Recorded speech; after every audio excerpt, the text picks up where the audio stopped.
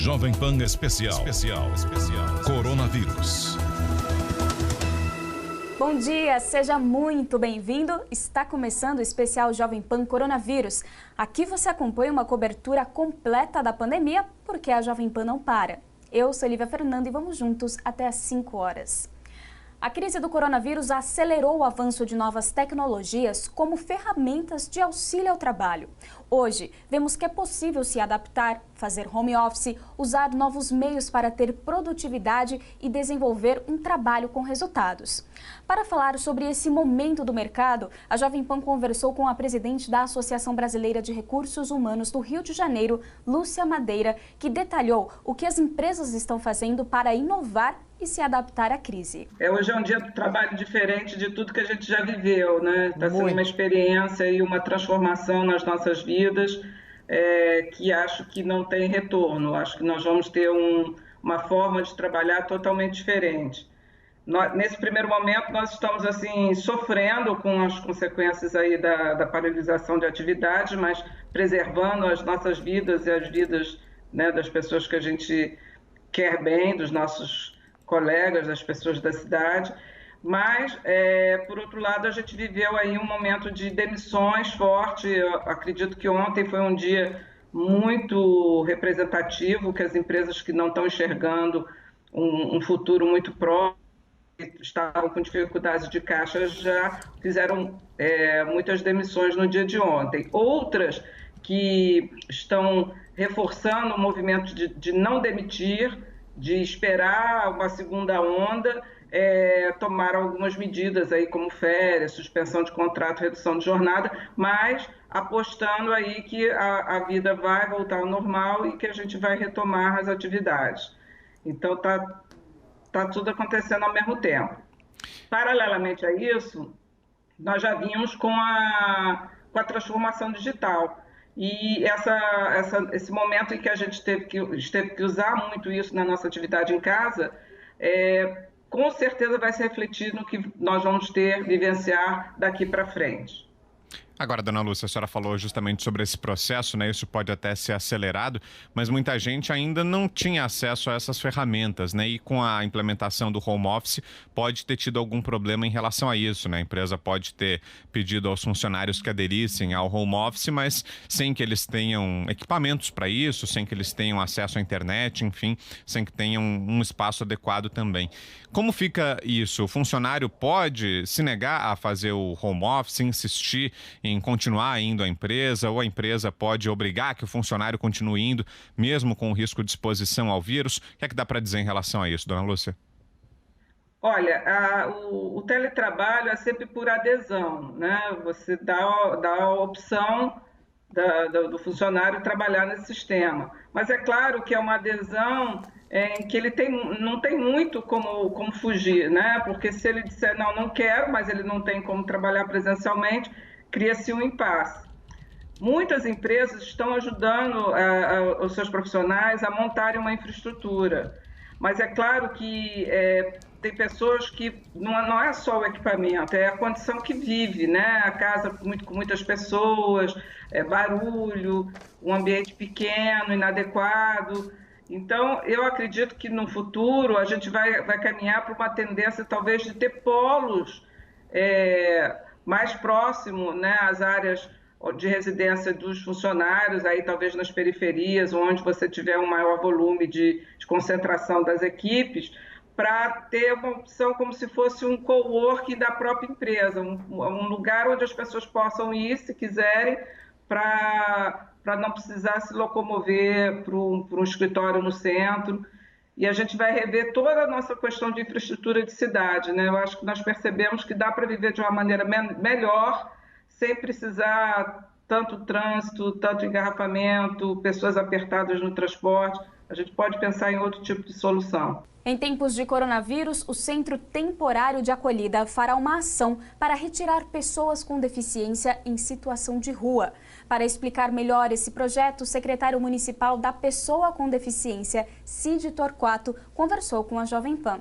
Vamos conferir. Secretário, tem muita gente, começo perguntando isso para me inteirar e também quem nos acompanha. Tem muita gente portadora de doenças vivendo nas suas de São Paulo? Existe um monitoramento delas?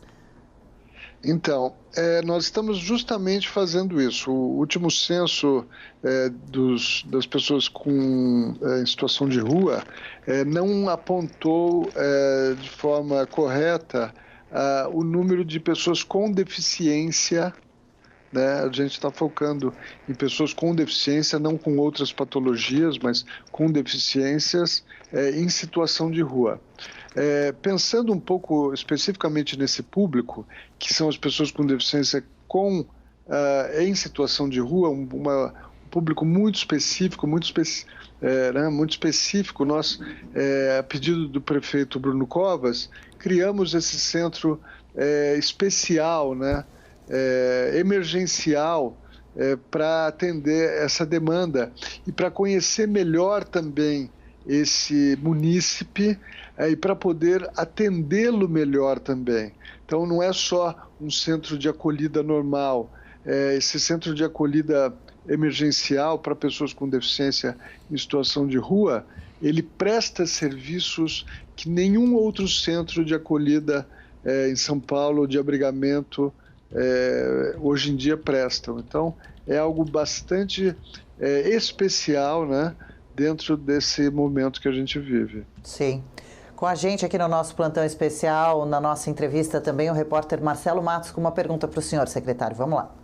Olá, Cid. Prazer tê-lo conosco aqui na programação da Jovem Pan. Cid, felizmente, né, a realidade brasileira mudou muito. Hoje o deficiente ele está inserido na sociedade de fato, ele trabalha, ele tem a sua vida cotidiana normal de fato. Felizmente essa mentalidade, leis foram criadas e mudou muito de fato a maneira da inserção na sociedade brasileira.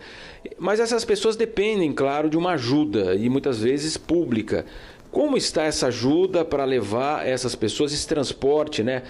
Questões de saúde, o próprio trabalho e o cuidado maior, evidentemente, que todos devem ter nesse momento de pandemia do coronavírus. Cid. Então, por determinação do prefeito Bruno Covas, ele até gravou um vídeo especificamente para a população com deficiência da cidade de São Paulo, agora, semana passada.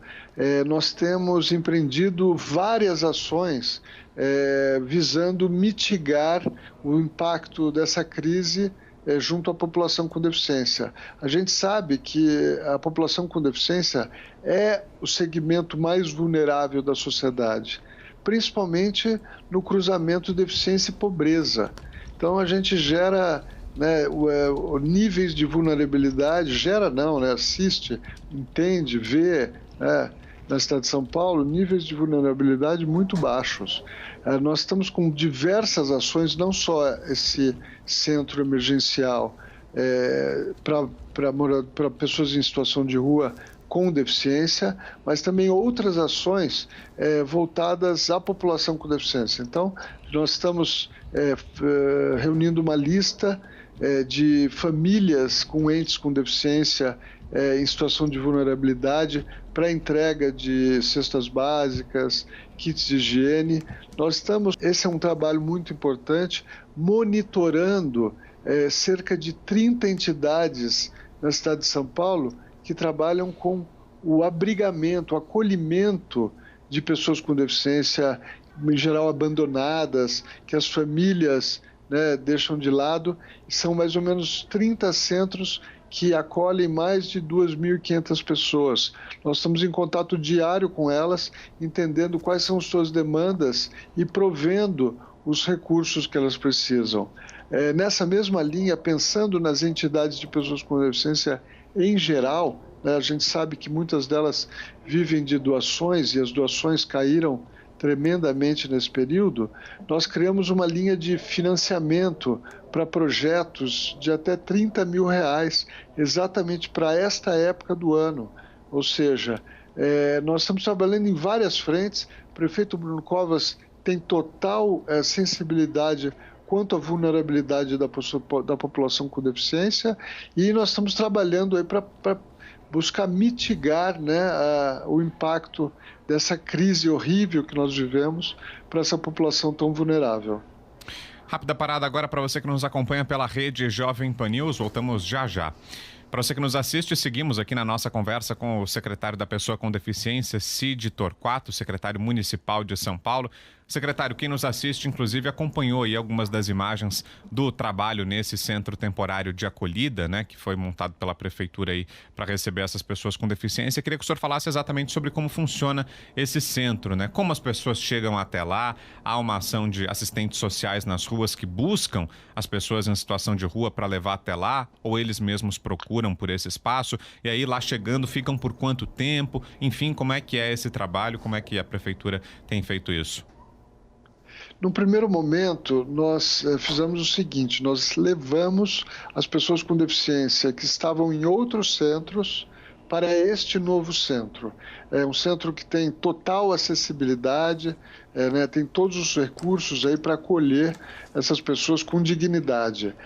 Também é feito um monitoramento nas ruas, né, as equipes que circulam aí pela cidade de São Paulo monitoram as pessoas com deficiência e, na medida da vontade delas de serem acolhidas, elas também têm sido levadas para esse centro. O centro estava atendendo homens e mulheres, agora nós resolvemos que é melhor, quer dizer, no caso específico, atender apenas homens. As mulheres estão sendo levadas para outros centros. Também estamos buscando, né, um centro específico para reunir essas mulheres. Porque é muito mais fácil você atender um grupo né, de pessoas com deficiência quando eles estão juntos. Por exemplo, essas fotos que vocês viram foi de uma ação que foi empreendida ontem, lá no centro que nós montamos na Luz, para conserto de cadeiras de rodas, órteses, próteses, andadores, muletas, né, bengalas.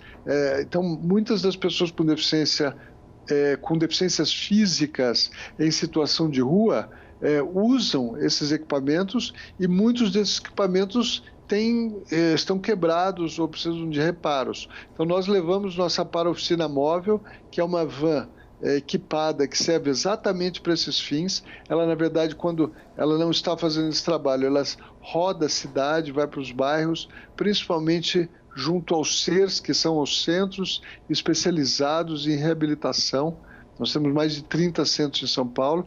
Então, essa van atua para o reparo de cadeiras de rodas, órteses e próteses, andadores, bengalas, do cidadão em geral. O que nós fizemos ontem? Levamos a van lá para reparar o que pode ser reparado, né, dos equipamentos das pessoas que estão atualmente abrigadas, mas também nós fizemos um trabalho diferenciado também, outro pedido enfático do prefeito Bruno Covas, que foi avaliar entre todos os presentes se alguém precisava de algum outro equipamento, algum equipamento novo, algum equipamento, ou seja, trocar o que ele estava usando ou dar algo novo que ele nem tem para essas pessoas, porque muitas vezes, infelizmente, essas pessoas que vivem em situação de rua não conseguem entrar no fluxo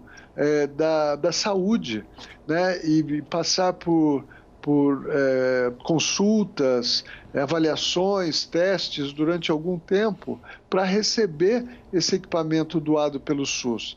Então, nós de forma emergencial, estamos avaliando essas demandas da população de rua para poder fornecer esses equipamentos para que elas vivam, né, e consigam passar por essa crise de novo, sempre com mais dignidade. Agora, secretário, e recebo de volta quem nos acompanha pela rede Jovem Pan News. Estamos ouvindo aqui o secretário municipal da Pessoa com Deficiência, Cid Torquato, secretário municipal de São Paulo. Queria saber do senhor, secretário, sobre a resistência dessas pessoas em serem encaminhadas aos centros de acolhida. A gente sabe que entre a população de rua sempre há muita resistência. Esse problema é antigo, né? Não nasceu agora com o coronavírus. Muitos dos moradores de rua, quando convidados a ir para os abrigos, não aceitam, né? Não querem. No caso da população em situação de rua, que é portadora também de alguma deficiência, essa resistência é menor, porque essas pessoas sabem que no centro vão encontrar, como o senhor disse, apoio médico, presença de fonoaudiólogos, fisioterapeutas, enfim. Essa resistência é menor quando se fala da população de rua com deficiência, secretário? Olha, é muito triste essa situação, né? Você é todo estruturado para ajudar, para acolher as pessoas e as pessoas não quererem serem acolhidas.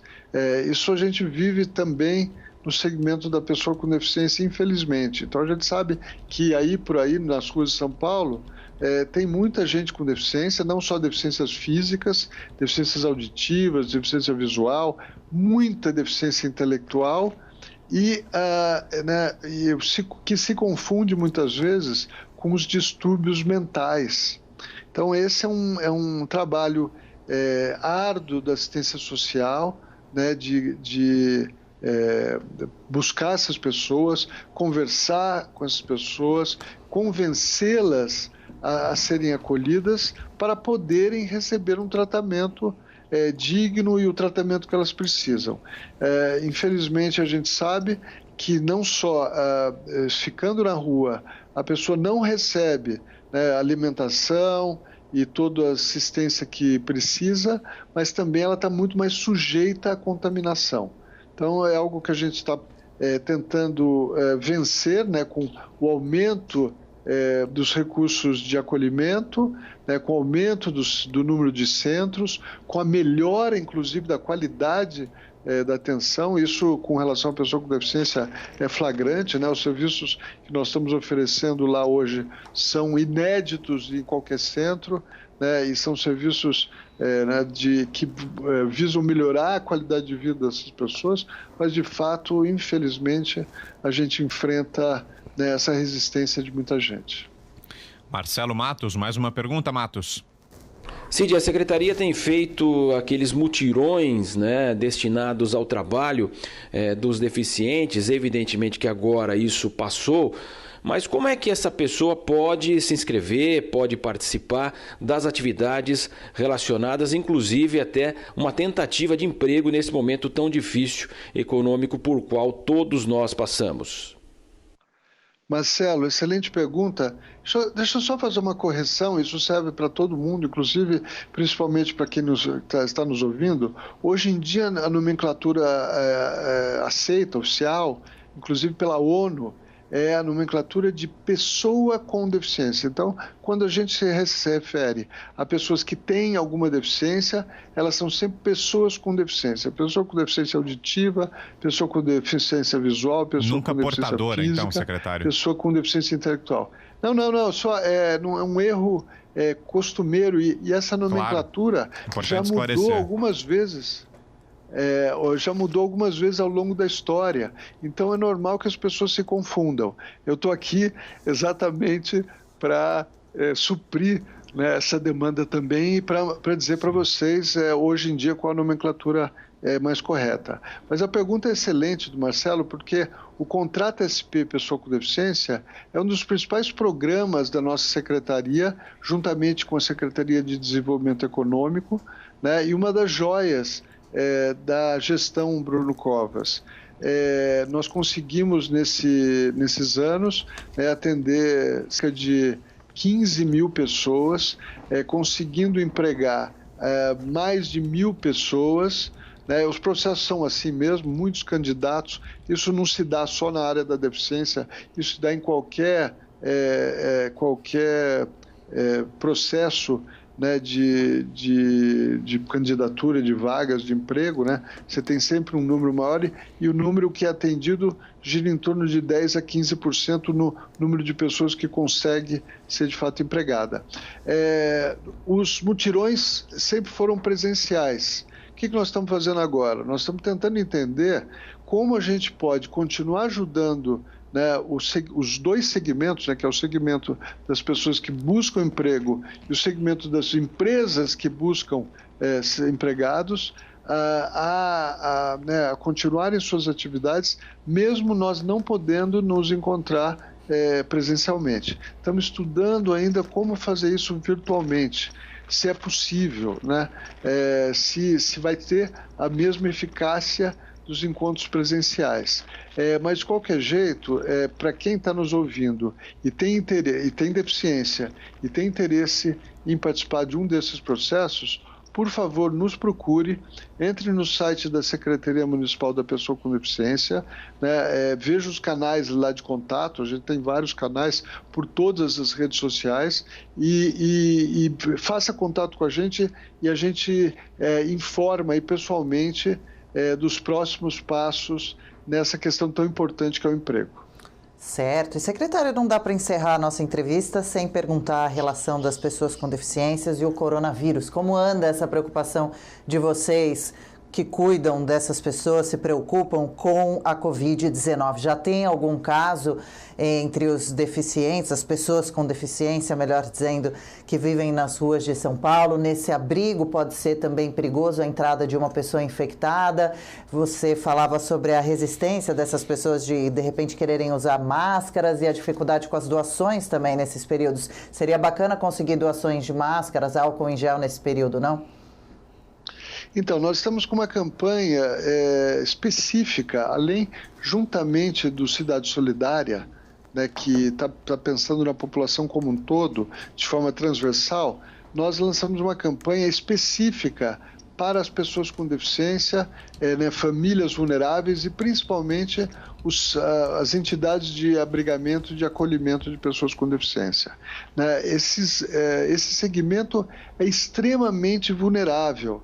É um dos grandes grupos de risco. A gente tem relatos da Europa e agora dos Estados Unidos de casas, né, centros de acolhimento sendo dizimados, ou seja, todo mundo morrendo em função do vírus. A gente está tentando evitar isso aqui. Já sabemos de um caso ou outro aqui e ali. Não é todo mundo, obviamente, que reporta para a gente casos dessa natureza, então eu nunca vou saber o número exato de pessoas com deficiência que morreram em função do vírus na cidade de São Paulo, mas nós estamos muito preocupados para que o vírus não atinja essas instituições, porque, né, depois vira como agulha num palheiro. Uma pessoa infectada, você corre o risco de todas as pessoas se infectarem. E nós sabemos que pessoas com deficiência, em geral, têm problemas também, têm outras comorbidades, ou seja, outros problemas de saúde que derivam da deficiência ou não. Eu, por exemplo, vocês sabem, eu sou tetraplégico, eu estou super bem de saúde, mas o meu sistema respiratório não é o sistema respiratório igual de uma pessoa que não tenha uma tetraplegia como eu. Então eu preciso me cuidar muito e preciso cuidar, né, das pessoas com deficiência aqui da cidade de São Paulo. Então o mais importante, e essa entrevista tem esse papel, é levar um alerta, né, à população, às famílias e às famílias de pessoas com deficiência, ou seja, fiquem em isolamento, fiquem em casa, se protejam, né? Se precisar sair por algum motivo, por exemplo, tomar a vacina da gripe, né, que as pessoas com deficiência já devem procurar os postos para obter a vacina, em alguns casos já estão, como pessoas com deficiência idosas e pessoas com deficiência com outras doenças crônicas, mas se precisar sair de casa, use máscara e todos os meios de proteção possíveis. Infelizmente, daqui para frente, nós vamos entrar num mundo que é o mundo da proteção pessoal. Nós precisamos aprender cada vez mais como nos proteger pessoalmente para não adquirir, né, para não ser infectado pelo vírus e para não transmitir o vírus também.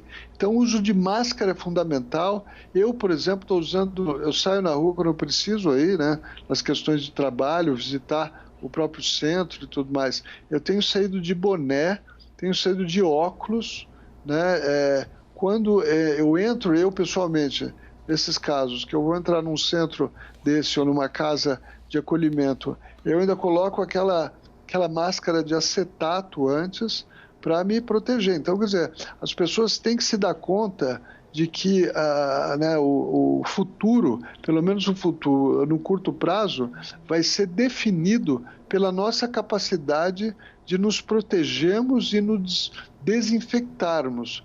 Chegar em casa, tirar roupa, tomar banho, né, sempre usar álcool gel, lavar as mãos.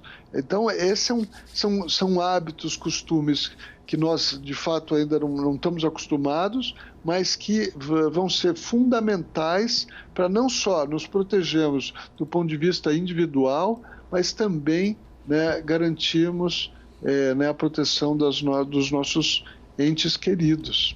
Então, é um mundo, de fato, diferente esse que nós estamos entrando.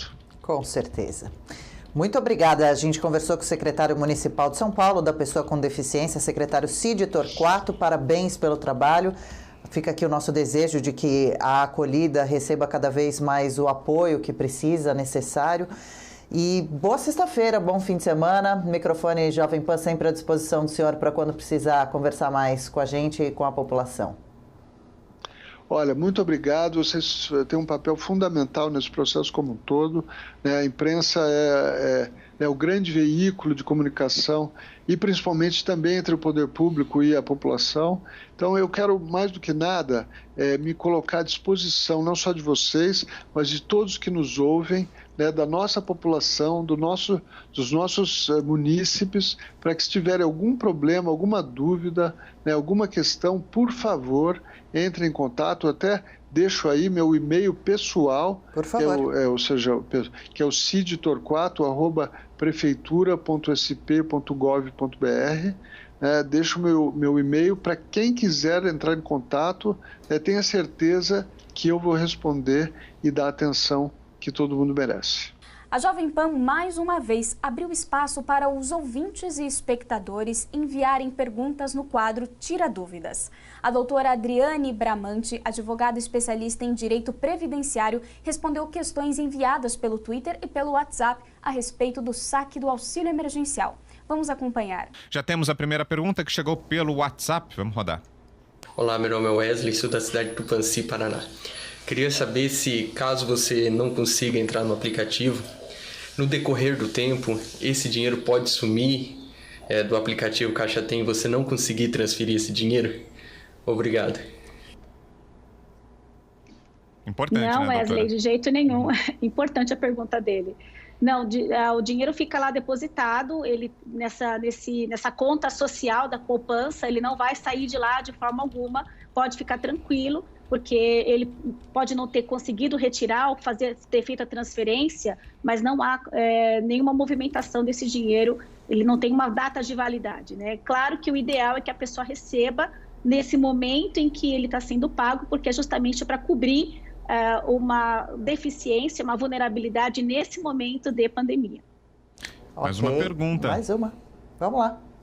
Tudo bem? Eu sou a Cíntia, moradora de Osasco, e eu gostaria de saber se a Caixa ela ainda tem recurso para poder pagar, porque desde o dia 7 eu fiz minha inscrição e ainda estou como em análise.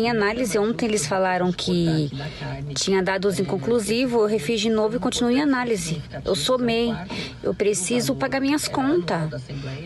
Não tem nada errado lá no meu cadastro. Eles alegam que está errado. Eu gostaria de saber quando que isso vai ser pago.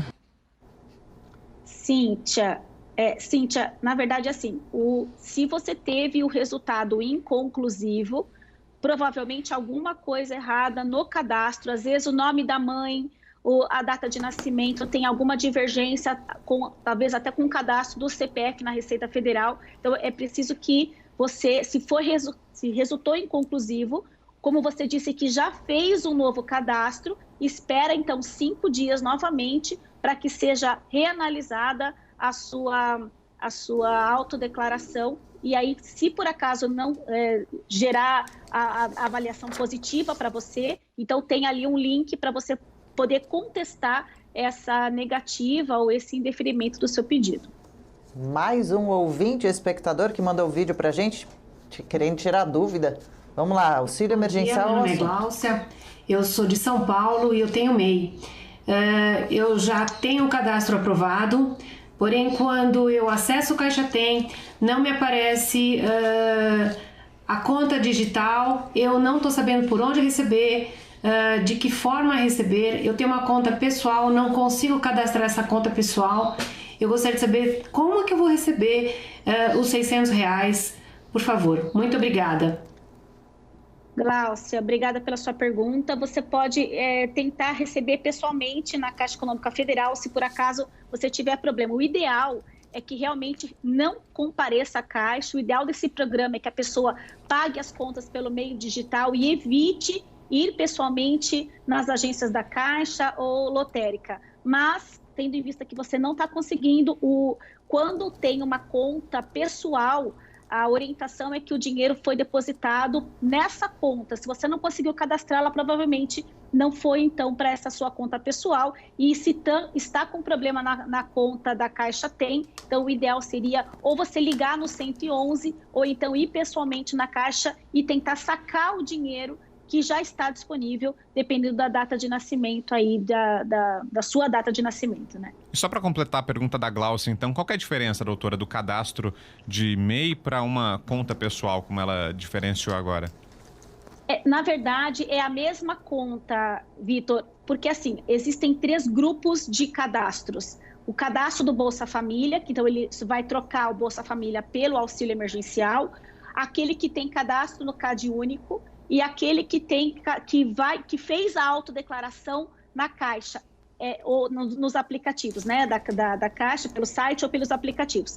Esses que fizeram essa declaração através dos aplicativos são esses que estão cadastrados no MEI, ou que são contribuintes individuais, são os informais, essas pessoas desempregadas. E essas pessoas que se cadastraram, tem um link ali para você colocar os dados da sua conta pessoal ou eles vão fazer um cruzamento de dados pelo CPF para rastrear a sua conta. Se isso não for encontrado por algum motivo, então a Caixa vai disponibilizar essa conta social, que eles chamam de conta poupança, que é esse aplicativo da Caixa Tem, para poder realizar o depósito ou o saque desse valor do auxílio emergencial. Ok, próxima pergunta. Boa tarde, pessoal da Jovem Pan. Meu nome é Marcelo, sou aqui de São José dos Campos. E a minha dúvida é a seguinte: eu sou motorista de aplicativo e fiz o cadastro para receber os R$600. O meu cadastro foi aprovado, porém eu comuniquei uma conta bancária que não é caderneta de poupança, que é uma conta de um outro banco que não é nem o Banco do Brasil e nem a Caixa Econômica Federal. Como devo proceder? Porque me parece que esse dinheiro não vai ser depositado nessa conta que eu informei. Eu não consigo fazer a correção pelo aplicativo para informar uma outra conta ou criar uma conta digital. Como que eu devo proceder para receber esse dinheiro? Muito obrigado, agradeço. Marcelo, a orientação é que o dinheiro vai ser depositado na sua conta no prazo de 5 dias da data em que foi feita a aprovação do seu cadastro. Então, se ela não foi feita nesses 5 dias, ou ela vai para a sua conta pessoal, essa conta que você cadastrou, ou ela vai para aquele aplicativo Caixa Tem. Então, se você não recebeu o dinheiro no banco onde você tem conta, baixe o aplicativo da Caixa Tem para tentar receber o benefício através desse aplicativo. Doutora, e a pessoa que está aposentada tem direito ao benefício recebendo outro já do governo? Não, Adriana, não tem direito. Esse benefício não é cumulável com nenhum benefício previdenciário, nem com nenhum benefício assistencial, salvo o Bolsa Família. Então, quem já é aposentado ou recebe aquele BPC, né, que é aquele benefício da pessoa com deficiência ou do idoso, ele não tem direito de receber esse auxílio emergencial. Ok, a gente está conversando com a advogada especialista em direito previdenciário, Adriane Bramante. Vamos à próxima pergunta enviada para nós por vídeo. Olá, meu nome é Reinaldo, eu sou de São Paulo. Eu tenho visto vários casos de microempreendedor individual que fez o cadastro no dia 7, foi aprovado e só que até hoje não recebeu nem a primeira parcela. O importante é saber se o governo tem um plano, ou se tem dinheiro, pelo menos, para pagar todo mundo, porque eu tô achando que não tem não, hein?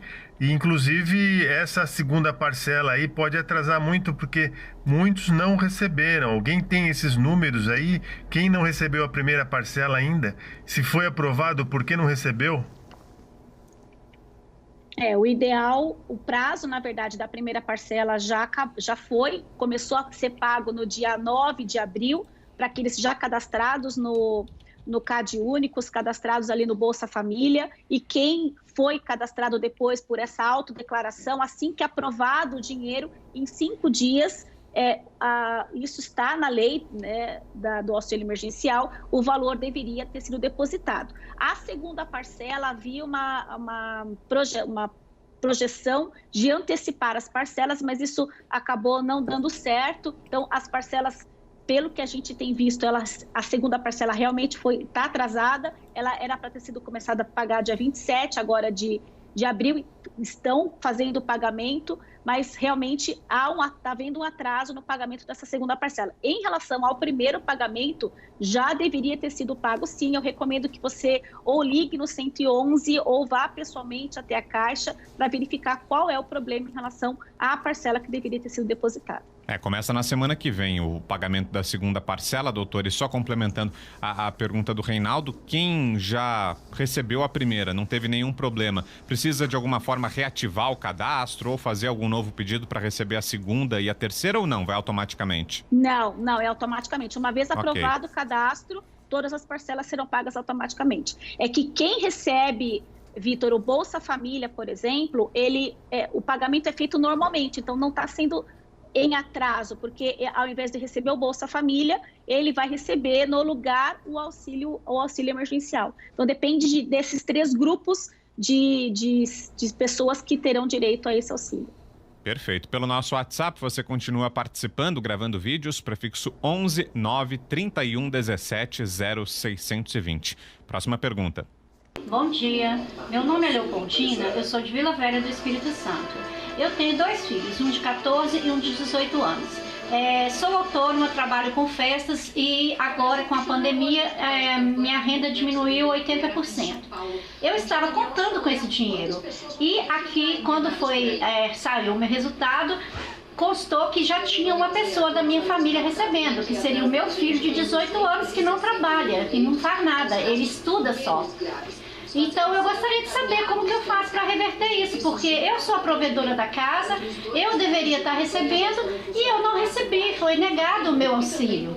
Como eu posso fazer para reverter essa situação e receber o meu auxílio? Porque a minha irmã, ela é sozinha, tem 2 filhos também, o filho dela tem 24 anos, os 2 receberam.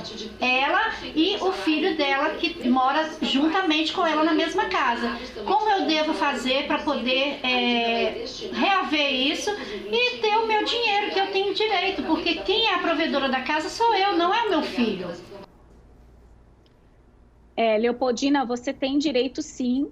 Talvez alguma questão no cadastro tenha sido informada errada para ter indeferido o benefício. A mulher provedora da casa, que se não tem companheiro, se não tem cônjuge, ainda que o seu filho tenha recebido, isso não impede de você receber 2 cotas do auxílio emergencial. Essa é uma exceção da regra do auxílio emergencial. A mulher provedora que tenha, o seu caso, que não tenha companheiro, que não tenha cônjuge, ela pode receber 2 parcelas, independentemente de outra pessoa da família que esteja no mesmo grupo familiar, que tenha recebido outra cota do auxílio emergencial. Então, você pode sim, talvez alguma coisa informada no cadastro não tenha dado certo, você pode ou fazer um novo cadastro ou contestar o indeferimento do seu pedido, como você disse que foi indeferido. Então, é possível sim, e realmente você está certa, você tem direito de receber essa cota do auxílio emergencial. A pessoa que pretende receber os R$600, o auxílio emergencial, precisa necessariamente ou exclusivamente ter conta na Caixa? Não precisa, Adriana. Ela pode ter conta na Caixa, no Banco do Brasil, ter conta em outro banco, e mesmo que ela não tenha conta em banco nenhum, a Caixa vai disponibilizar uma conta social, uma poupança social que ela pode movimentar a partir do aplicativo Caixa Tem. Então, ela baixa esse aplicativo e ela tem acesso, então, às 3 parcelas do valor depositado do auxílio emergencial. Certo. E na visão da senhora, fazendo uma análise desse pagamento até agora, tem sido bem organizado ou não? Na verdade, não. A gente tem aí um número, eu até estava pegando hoje os números, dos 96 milhões de cadastros que foram feitos naquele cadastro dos aplicativos ou no site da Caixa, 50 milhões foram considerados elegíveis. Então, 46 milhões de cadastros foram ou inconclusivos, ou foram indeferidos, ou foram nulos. Aí depende de vários fatores, CPF inválido, ou algum problema com a conta, algum problema com a informação. Então, a gente tem realmente 46 milhões de pessoas aí com processos indeferidos. Ai, hein? Bom, vamos então não perder mais tempo e correr para a próxima dúvida de quem nos acompanha, enviada por vídeo. Olá, Jovem Pan, boa tarde, meu nome é Anthony. Tenho uma dúvida para esclarecer com vocês. Fiz o pedido do auxílio emergencial 2 vezes, as 2 vezes foram negados. Motivo, eles alegam que eu recebo seguro-desemprego e isso não é verídico. Eu não recebo seguro-desemprego. De que forma que eu posso estar solucionando esse problema? Anthony, tem que verificar o que acontece com o seu cadastro, que no sistema consta que você está recebendo o seguro-desemprego. Se isso não é verdade, o ideal seria você ir até o local onde você faz o cadastro do seguro-desemprego. Agora eles abriram, inclusive acho que ontem, um canal de informação em relação a esses seguros de desemprego, para que você possa verificar o seu cadastro, o que está acontecendo, que consta no sistema que você recebe o seguro-desemprego, quando na verdade não é o que acontece com você. Então, ajuste esse cadastro junto ao seguro-desemprego, ao órgão do seguro-desemprego, para que você possa recadastrar e conseguir receber o auxílio emergencial. Doutora, trago aqui uma pergunta que chegou pelo nosso WhatsApp. Meu ouvinte escreveu pra gente, ela não quer aparecer, não quis gravar vídeos, mas a gente traz a dúvida dela para ser esclarecida também. Ela diz que atende todos os requisitos que são exigidos pela Caixa, mas que desde o dia 19 ela não consegue mais acessar o sistema. Fez o pedido, não consegue mais acessar o sistema. Para acompanhar, a Caixa promete que vai enviar um SMS para o celular dela, mas até agora ela não recebeu. O que é que ela deve fazer? Ela deve ir até a Caixa Econômica, porque se ela não consegue acessar pelo site, ela já está tentando fazer isso, não consegue acessar, então algum problema, ou talvez até o próprio aplicativo, ela pode desinstalar e tentar instalar de novo, porque pode ser um problema do aplicativo do celular, ou alguma coisa nesse sentido, que está dando erro. Ela desinstala, instala novamente, ou vai em configurações, porque pode ser também um problema na configuração do celular, que ela não esteja conseguindo ter acesso novamente. E caso isso não dê certo, ela pode tentar ligar pelo telefone 111, verificar se teve algum problema com relação ao cadastro dela, ou então ir até a Caixa Econômica para verificar pessoalmente o que aconteceu. E, doutora, a pessoa que está com saldo negativo na conta, ao ter creditado o benefício, o banco pode reter esse dinheiro para cobrir a dívida? Não pode, Adriana. Esse dinheiro, isso está na lei especificamente, mesmo quem tem a conta negativa ou bloqueada, esse valor não pode ser abatido de qualquer débito ou de qualquer conta negativa que porventura a pessoa possa ter efetivamente na conta dela. Então isso não prejudica o recebimento dos R$600 que visa cobrir esse momento de vulnerabilidade. Ok. Mais uma pergunta gravada em vídeo? Olá. Eu e meu esposo, nós nos inscrevemos logo no início, pelo aplicativo. Daí veio uma resposta que a gente não tinha direito. Liguei no 111, a mesma coisa, tá? Daí refizemos o cadastro pelo aplicativo e até agora não obtivemos nenhuma resposta. Só que assim, eu e meu esposo, a gente tem 58 anos, estamos desempregados há 1 ano. Então eu gostaria de saber o que acontece. Precisa verificar, porque não é só o fato de estar desempregado, existem outros requisitos da renda familiar, pelo que eles colocaram, estão desempregados, mas precisa ver qual foi o valor do imposto de renda, da declaração em 2018, que declarou em 2019, que isso também é um requisito importante. Termina aqui essa edição do especial Jovem Pan Coronavírus. Obrigada pela audiência e até mais. Jovem Pan.